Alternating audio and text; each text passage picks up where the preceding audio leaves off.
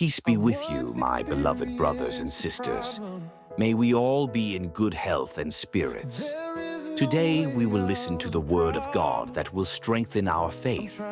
Here is a story about someone who faced many problems and did not receive help from anyone, not even from his family. A young man named Johannes lived in difficulty. He lost his job, was seriously ill, and had no place to live. He hoped his family could help him, but they rejected him instead. Johannes felt very sad and felt that there was no hope left. He felt abandoned by everyone, even by God. Bible verse. However, Johannes did not give up. He read the Bible and found verses that gave him hope. One of the verses he read was, "Do not worry about anything, but in every situation, by prayer and petition, with thanksgiving, present your requests to God." Philippians 4:6. Johannes also read another verse that said, "The Lord is close to the brokenhearted and saves the crushed in spirit." Psalm 34:18. These verses gave Johannes strength and hope.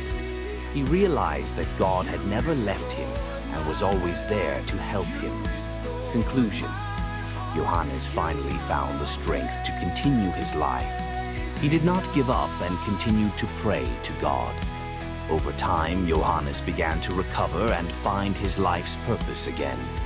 He realized that God was always there to help him, even when no one else was willing to help. Let us unite in prayer. Dear Heavenly Father, thank you for allowing us to hear your word. We have faced many problems and challenges in our lives. No one seems to care about the issues we face. But you, O Lord, are different. You still care for us. You still give us the strength to navigate the storms of life. Without your help, we are nothing. May our faith continue to grow, just like the story of Johannes. We believe that you will never leave us alone. Thank you, Lord Jesus. May your name be praised forevermore. Amen.